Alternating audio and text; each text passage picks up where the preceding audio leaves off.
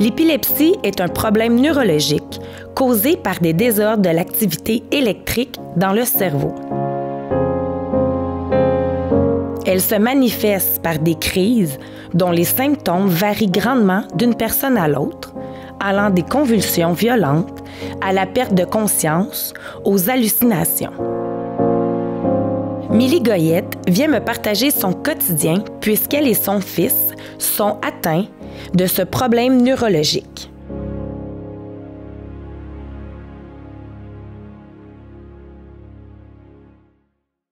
Aujourd'hui, je t'ai invitée pour venir parler de l'épilepsie. C'est un sujet tabou qu'on parle peu. Tu pourrais me parler, dans le fond, toi, ta première crise, elle a été faite à quel âge? Ma première convulsion s'est faite autour de 8 mois, je te dirais. C'est des convulsions fébriles. En enfance de bonheur, il y a beaucoup de personnes qui peuvent faire des convulsions fébriles sans être épileptiques. Ah, OK. Donc, tu n'es pas obligé nécessairement d'avoir un diagnostic d'épilepsie pour faire des convulsions fébriles. Ça arrive souvent dans le début de l'enfance, puis après ça, des fois, ça part par la suite. Là. Puis c'est à quel âge habituellement que là, vraiment, tu as un diagnostic? Autour de 5 ans. Je te dirais que c'est supposé de partir autour de la petite enfance. À partir de 5 ans, c'est supposé de se tasser. Mais dans mon cas, ça s'est pas fait. Puis c'est dû à quoi? C'est à cause du cerveau qu'ils disent c'est l'expansion du cerveau ou ils savent pas pourquoi? Ils savent pas pourquoi. Dans certains cas, les épilepsies sont comme génétiques. Il y en a d'autres que ça arrive comme ça. Des fois, un manque d'air à la naissance. Il y a plusieurs facteurs qui peuvent causer des convulsions. Du moins de l'épilepsie, mais c'est ça. Pour mon cas, ils le savent pas. Puis à partir de 5 ans, tu as eu ton diagnostic? À vrai dire, j'ai diagnostic d'épilepsie. OK. J'avais pas une épilepsie en particulier. Moi, dans mon cas, c'était plus de ténico-clonique. C'est tous les membres qui bougent, puis tu perds connaissance. OK. Mais c'est juste à force de vieillir. Puis avec le type de médication faisait que je faisais des convulsions comme ça. OK. Puis ça t'a occasionné plusieurs inquiétudes. Veux pas à ta mère, mais toi, comme adolescente, d'aller coucher chez les autres, tout ça, t'as vécu ça comment? À vrai dire, ça a quand même bien été. J'ai eu des parents très confiants. OK. Nous autres, c'était pas vraiment un sujet comme tabou, là. C'est sûr que plus en enfant, je te dirais que c'est plus inquiétant pour mes parents parce que veux pas à l'école ou quoi que ce soit. Des fois, tu t'en vas dans un camp, t'es pas sûr si tu vas en faire une ou quoi que ce soit comme ça. Mais sinon, non, il n'y avait pas rien qui m'empêchait de faire des activités. C'est sûr que dans mon cas, les convulsions se faisaient plus en situation de stress, fatigue chronique, fin de session. Après les examens en fin d'année, ça arrivait souvent dans le temps de Noël. Fait que c'est juste de... Fait que tu le savais, dans le fond. Tu savais c'était quoi tes moments propices. Est-ce que tu avais des trucs? C'est avec, je te dirais, les années qui ont avancé, qu'on a comme reconnu que c'est plus en situation de stress pour ma part que je faisais des convulsions. Ouais. Fatigue et stress. Mais il n'y a jamais rien qui, à part en examen à l'hôpital, ils font différents examens, des EEG, pour savoir où ton foyer épileptique. OK. Dans mon cas, il n'y en avait pas.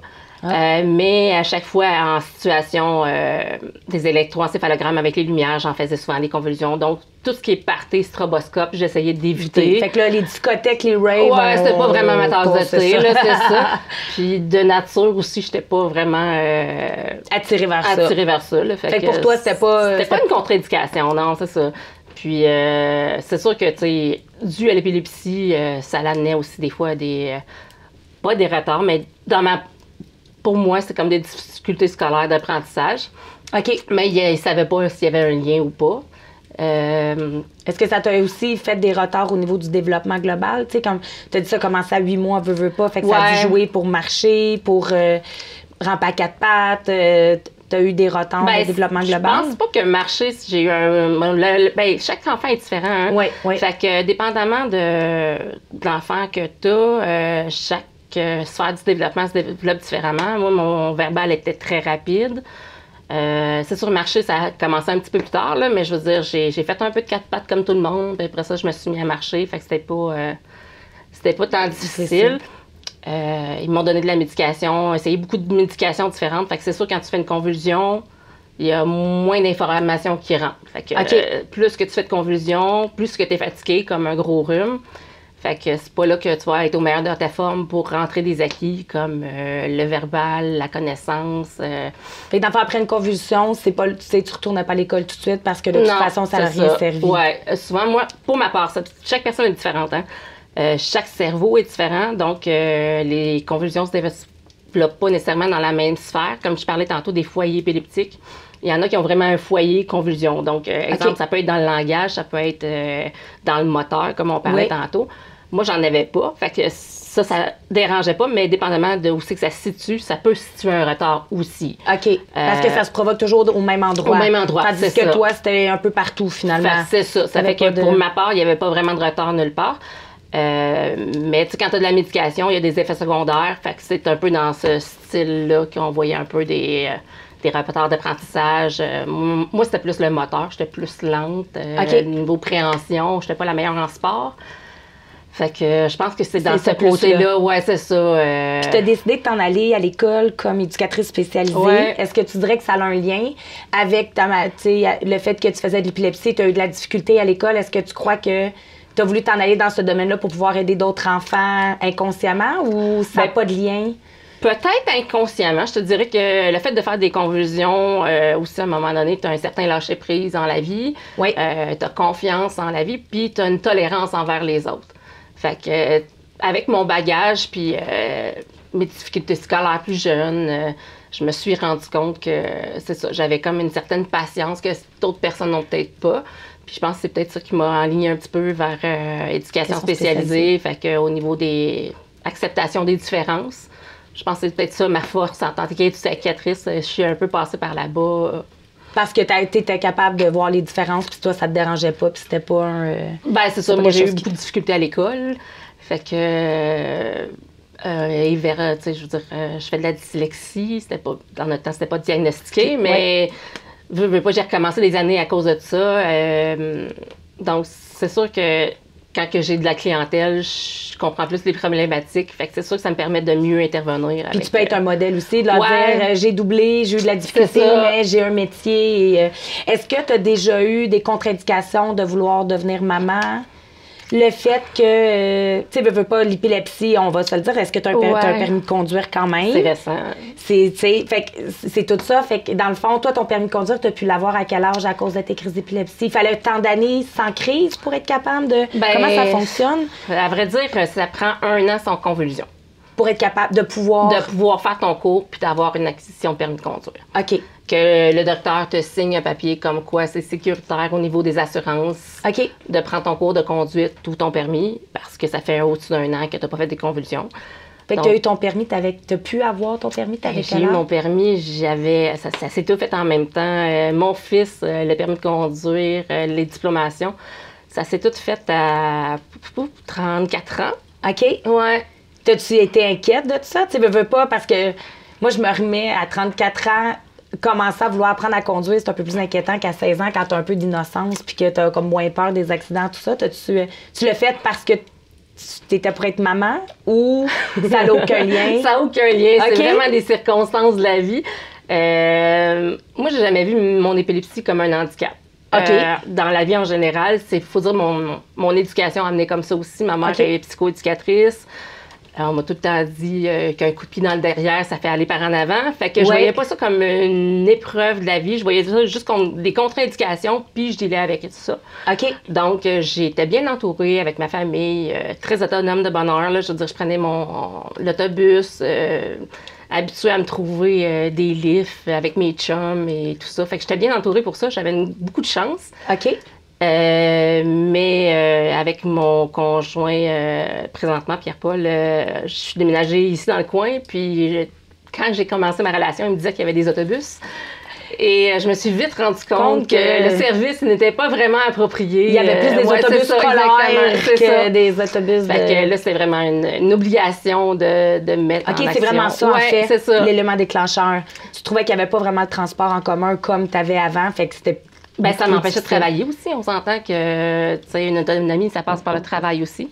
Donc, c'est sûr que c'est comme ça que j'ai décidé qu'on réglait le problème, qu'on allait faire le permis de conduire, puis c'était nécessaire à développement personnel, si tu veux. Puis mon indépendance, ouais, c'était important pour moi. Fait que donc, tu as eu ton permis de conduire. Ouais. Puis par la suite, tu as tombé enceinte. Est-ce que tu avais une contre-indication de ton médecin? Comment il voyait ça?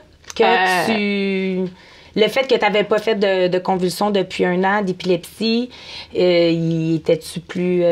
J'ai eu mon permis de conduire enceinte. Donc, j'étais déjà enceinte. J'avais déjà fait les démarches pour avoir mon permis. Après ça, je l'avais pas réussi comme beaucoup de personnes qui n'ont pas réussi son examen pratique du premier coup. Puis après ça, j'étais enceinte. J'avais proche 2 mois de fête. OK. Puis, ouais, c'est ça. Mettons que le stress était un peu plus là, sachant que j'étais enceinte. Là. Le peur, c'était en hiver. J'avais peur d'oublier quelque chose ou de ne pas payer comme il faut sur le break. Ouais, c'est ça. Puis, est-ce que tu as fait est-ce que tu as eu des craintes, ton médecin, pour lui, c'était correct que tu sois enceinte ou il était un peu craintif? Comment ça a été apporté? Ah, c'était toute une démarche. Je te dirais que avant, quand je restais à Trois-Rivières, j'avais un neurologue. Oui. Puis mon neuro me disait que c'était mieux de ne pas tomber enceinte. OK. Que j'étais mieux d'adopter parce que j'ai une scoliose dans le dos aussi. Donc, avec tous ces facteurs-là, il disait que c'était trop complexe d'avoir des enfants. Fait que dans ma tête, c'était comme fini. OK. Je me suis fait tatouer en deuil de mes enfants. Puis vraiment... Puis tu disais que tu étais pour adopter? Ouais. Ou tu disais j'en veux pas? Je voulais adopter, mais j'avais pas de conjoint. Fait que veux pas. Okay. C'est comme un projet dans l'air fictif. Puis dû à l'intervention aussi, je me suis pensé être famille d'accueil ou quelque chose comme ça. Puis là, j'ai rencontré mon conjoint. Lui, c'était pas vraiment question du tout d'adoption. OK. Pas pour son cas. Fait qu'avec le nouveau neurologue à Montréal, à Notre-Dame, j'ai un neurologue qui est vraiment impeccable, une sommité là, au Québec. Là. Le docteur Nguyen, puis il fait des conférences et tout ça. Puis il m'a dit, ben non, Madame Goyette, même si vous avez une scoliose puis une épilepsie, il n'y a pas de problème. Ah, wow, OK. Habituellement, les mamans qui tombent enceintes, qui sont épileptiques, les enfants n'ont pas d'épilepsie. Fait qu'on s'est vraiment informé à ce sujet-là. Là a commencé le changement de médication pour tomber enceinte parce que mes médicaments étaient trop forts. Trop fort pour le fœtus, puis il y avait des dangerosités de malformation. Fait que là, l'épopée de conversation avec le conjoint, dire oui, c'est le temps de... C'est étrange un peu comme conversation au niveau de début de relation. Je vais avoir des enfants, mais c'est ça. Ça peut prendre du temps, mais dans son cas, il ne m'avait jamais vu en convulsion. Fait qu'on change de médication, OK, c'est correct, mais ça a pris au moins 3 ans avec que je sois stabilisée sa nouvelle médication. J'ai fait beaucoup de convulsions. OK, par la suite, parce que tu changeais la médication. OK. Puis, dans le fond, ton médecin ici, à Montréal, lui voulait que tu tombes enceinte, mais quand tu étais à Trois-Rivières, ben c'était pour lui, c'était mieux. Ben, c'est peut-être les informations, il y avait peut-être moins de dossiers au niveau des femmes enceintes épileptiques à Trois-Rivières aussi. OK. Le bassin était peut-être moins large, tandis que celui de Montréal, vraiment, est expert il y avait dans la neurologie. Oui. Donc, il y avait beaucoup plus de dossiers à son actif de femmes enceintes. Fait que pour lui, c'était possible. Tandis que quand tu étais à Trois-Rivières, leur optique, c'était l'adoption. C'est ça. Fait que dans ta tête, au début, avant que tu déménages ici, c'était comme clair que tu étais pour pas avoir d'enfant. Pas être enceinte, oui, en exactement. fait. Pas être enceinte. Je me reportais plus au niveau d'adoption ou famille d'accueil. Ça, cette nouvelle-là, tu l'avais pris comment? C'est-tu quelque chose, a-tu fallu que ça soit, c'était-tu comme un deuil? C'est sûr. Ou pour toi, tu disais, regarde, c'est pas grave, je vais trouver une autre façon? Ou... Bien, c'est sûr, c'est un deuil. Moi, dans mon rêve d'enfance, j'en voulais 4 des enfants. Là. OK. Fait que ça a été un deuil, oui, mais en même temps, j'avais pas de conjoint. Fait que le but d'avoir des enfants était pas de fonder présent. Une famille, c'était pas... Pour le moment, moi, je me concentrais vraiment plus pour mes études, mon diplôme en éducation spécialisée. OK. Puis par la suite, tu as rencontré ton conjoint. Ouais. Là, ton médecin, ton neurologue de Montréal te dit, il n'y a pas de problème. Exact. On va changer la médication, tout ça. Est-ce que... Puis là, par la suite, tu as fait beaucoup de crises, le fait... Bien, de changement de médication. On s'entend qu'il y a beaucoup de médications pour les convulsions de différents types. Mais dans mon cas, moi, c'était vraiment... Ils ont essayé différentes médications. Il y en avait à peu près 3. OK. Puis le dernier qui a fait effet, c'était le Keppra. Avant, on avait essayé d'autres choses, puis j'avais fait beaucoup de convulsions, je pense, sous le Lamital. Ça marchait vraiment pas. Puis là, j'ai attendu 1 an avant de m'essayer pour un permis de conduire, puis ça a marché comme on dit, les deux simultanément enceinte et le permis, ça s'est fait en même temps. Ça s'est fait en même temps. Ouais. Est-ce que le fait que là, tu commençais à faire des convulsions, est-ce que, puis là, ton amoureux, dans le fond, c'était la première fois qu'il voyait ça? Ah, vraiment. Est-ce qu'il y a eu un moment donné où est-ce que vous êtes dit, on arrête? Ou vous étiez, OK, non, on va passer à Vienne que pourra, je veux tomber enceinte? Est-ce que tu as eu des moments de doute de ta décision? Moi, non. C'est complexe comme conversation parce que moi, dans ma tête, j'avais jamais eu de permis. Dans le sens que c'était pas un deuil de... C'est juste difficile au niveau de la situation géographique parce que je me sentais comme pris dans la maison, si tu veux, à essayer différentes médications parce que je pouvais pas travailler, j'avais pas de permis pour me déplacer. Fait que ce bout-là était un petit peu difficile. Mais je pense qu'on s'était donné à peu près 2-3 ans pour dire, regarde, on va voir ce que ça donne. Puis après ça, on se rabattra sur autre chose, là. Fait qu'on s'était donné un certain délai. C'est sûr que là, mon conjoint, c'était la première fois qu'il me voyait en convulsion aussi, là. Oui. Fait que pour lui, ça a été vraiment, là, OK, c'est ça, là, de l'épilepsie, là. Lui, il n'en avait pas vu avant. C'est sûr qu'il y a eu une période de stress parce que là, il me laissait dans la maison, chez eux. Puis donc, la belle-mère était beaucoup présente pour moi. J'ai eu un bel appui de la belle famille. Mais c'est un petit peu plus difficile au niveau, comment je peux dire ça, personnel, parce que j'étais tout le temps une fille autonome. Oui. Puis là, je me rabattais sur mon entourage pour prendre soin de moi. Fait que c'était plus au niveau de un peu l'orgueil qui est rentré en ligne de compte. Mais en fin de compte, ça s'est quand même bien passé. Finalement, t'es tombée enceinte d'un beau petit garçon. Comment qu'elle a été la grossesse? Bien. Je me suis rarement sentie bien comme ça de toute ma vie. Honnêtement, si c'était juste la grossesse, je le referais demain matin. C'était vraiment comme n'importe quelle grossesse. J'ai eu des nausées au début, là. Je mangeais bien, j'étais en forme. J'ai travaillé jusqu'à 38 semaines, là. Oh wow! Fait que vraiment, ouais, c'est aucune crise d'épilepsie? Non, aucune crise. J'avais perdu du poids aussi. Fait que c'était vraiment bien, ouais. Fait que tout était... Ah oui, merveilleux dans le meilleur des mondes. Genre un rêve. Même enceinte, je le croyais pas. Je te dirais que dans ma tête, c'était même pas réalisable. Même quand j'ai accouché, c'était comme surréel pour moi, là. Puis l'accouchement, comment qu'elle a été? C'était un bel accouchement? Ben oui, c'est un bel accouchement, mais c'est sûr qu'en tant qu'épileptique, on tombe en suivi rapproché à Sainte-Justine ou au Children. Mais c'est ça, moi c'était à Sainte-Justine que j'étais suivie. Petite aussi, j'étais suivie à Sainte-Justine pour mon neurologue. Fait qu'il y avait tout mon dossier en ligne de compte. Mon gynécologue, quand on a commencé les suivis à Sainte-Justine, il savait c'était quoi mon épilepsie. J'avais des suivis rapprochés si jamais il y avait une convulsion. Fait que j'étais vraiment bien entourée, là. Un accouchement, c'est un accouchement. Je me suis pas fait des attentes outre mesure. Puis ça s'est relativement bien passé. C'est sûr que j'ai été 12 heures, là. Tu veux accoucher naturellement. Moi, je voulais faire tout comme dans les cours de prénatal. Donc, c'est ça, je voulais le sentir, le pousser si j'étais capable. Je me suis vraiment respectée là-dedans, puis ça a bien été. Puis en fin de compte, ils m'ont fait l'épidurale due aux convulsions. Elle a dit, Madame Goyette, je pense que vous êtes fatiguée. Là, faudrait vous donner l'épidurale. Ouais.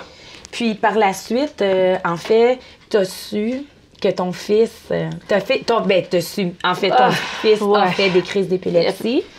Ça a commencé à quel âge? 8 mois aussi. Ouais, 8 mois aussi? Ça. Ouais, 8 mois aussi. Il y a eu des convulsions fébriles. C'est sûr que quand moi, je l'ai vu, tu dis c'est de l'épilepsie. C'est sûr que c'est de l'épilepsie. Mais en même temps, c'est comme une succession d'émotions. Hein? C'est comme l'impensable est arrivé. Le neurologue me disait qu'il n'y avait pas de possibilité de transmission génétique ou presque. Qu'habituellement, les enfants n'ont pas l'épilepsie des parents. Fait que dans ma tête, c'était vraiment... c'est ça, une succession d'émotions, là. Mais 8 mois, il nous disait que lui, ça pouvait être des convulsions fébriles comme n'importe quel enfant à 0,5 ans. Mais Léo s'est mis à en faire plusieurs. Fait que c'était difficile à... On a eu un médicament qui est le Frisium, qui est pour les convulsions fébriles. Puis même avec le médicament, on n'était pas capable de le stabiliser. Fait que là, ils ont poussé l'investigation là-dedans, recherche, EEG. Vraiment, au Children, ils sont vraiment spécialisés là-dedans. On a fait des tests de génétique, puis on a vu qu'ils portaient le même gène que le mien. Donc, juste depuis 3 ans, notre épilepsie est répertoriée comme une épilepsie. OK. Fait qu'on lui non plus, il n'y a pas de foyer épileptique. C'est ce qu'on appelle des épilepsies atypiques. Il fait des absences, les yeux perdent des airs, puis ils sont comme juste dans l'une. Ou la convulsion tonique avec les membres, puis ils perdent connaissance, puis ils tombent à terre. Ouais. Fait qu'il fait les deux. Comment t'as pris la nouvelle? Difficile. Et pour moi et pour mon conjoint, sachant qu'on avait fait tout ce qui était possible pour éviter la situation. C'était pas comme une décision qu'on a prise à la légère quand on voulait avoir des enfants. Mais regarde, c'est la vie, là. Tu composes avec. Je l'ai tout le temps fait, puis c'est ça qu'on fait encore. Fait que c'est ça. On est souvent suivi au Children pour super bien superviser. Quand Léo, il y a des convulsions, puis on a un suivi aussi, moi, avec le neurologue. Le docteur Poulain avec Léo.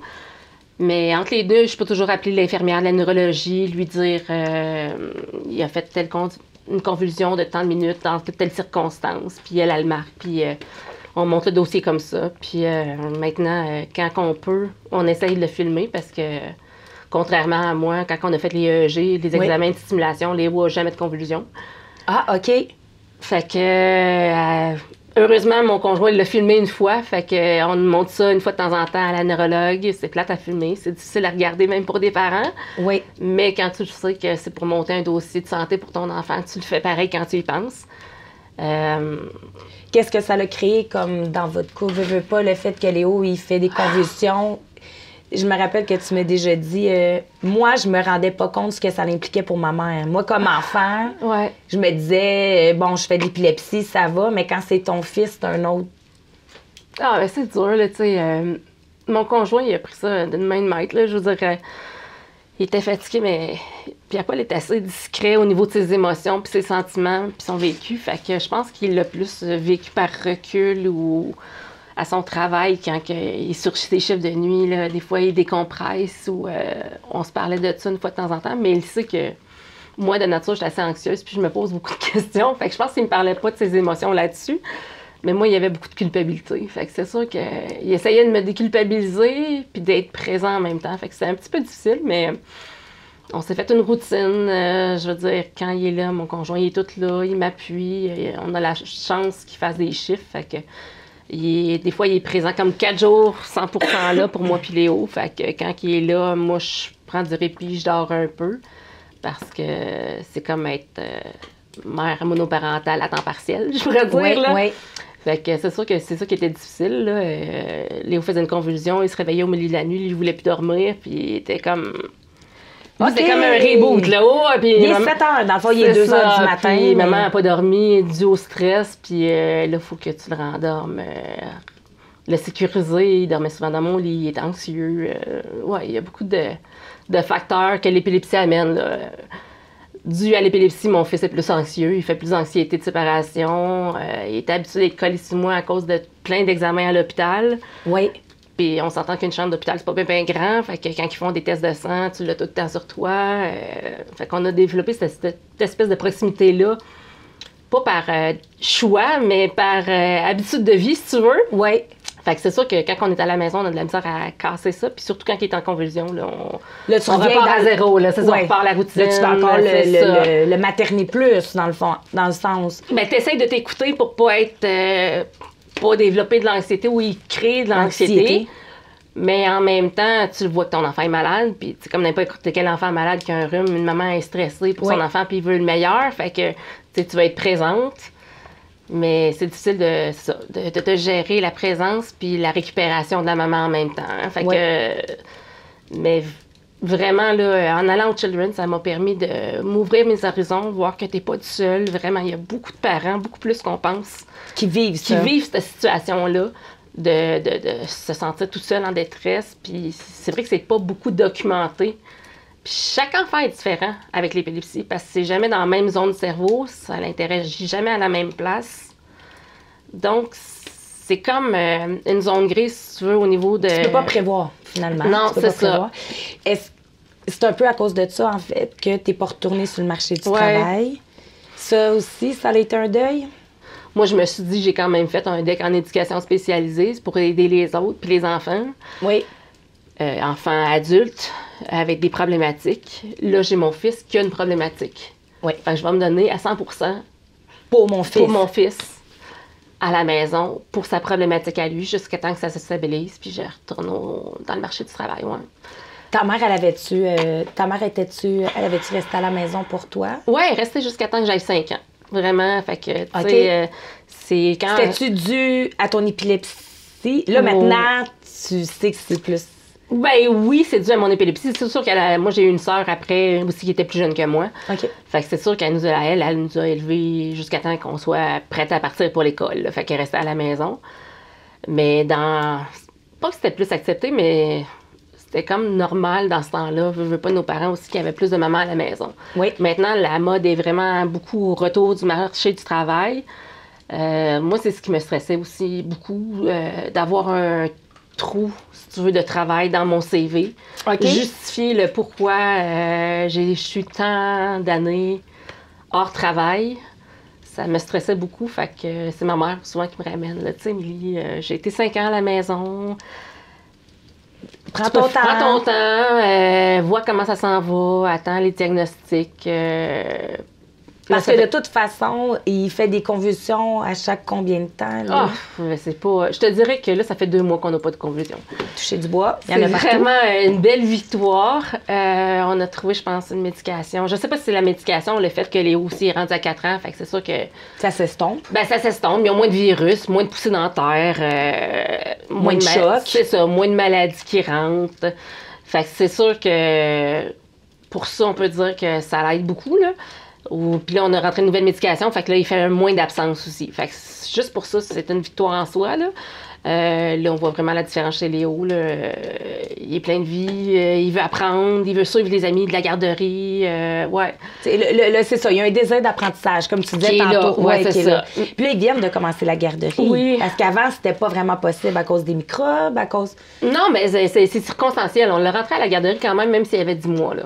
Okay. Parce qu'on n'avait pas de diagnostic d'épilepsie, point. Il rentrait ça comme une épilepsie infantile. Fait que...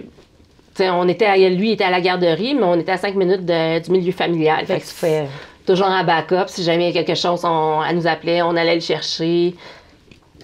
C'est sûr que l'éducatrice était pas mal anxieuse due à toute cette situation-là. Ils ont quand même appelé l'ambulance 2 fois. Quand elle a fermé, c'est pour ça que j'ai pris la décision de... On ne cherche pas le milieu familial. Là, on va attendre d'avoir soit une installation qui ouvre ses portes... à la situation de Léo, là, qui est conscient de son épilepsie, puis qu'il nous appellera pas à tout bout de champ si jamais il fait une absence épileptique. Là. Fait que, je te remercie beaucoup, Milly. J'espère que la médication va faire son œuvre pour plusieurs années encore. Ben oui, puis... Je te souhaite plein de santé. Merci, c'est fin.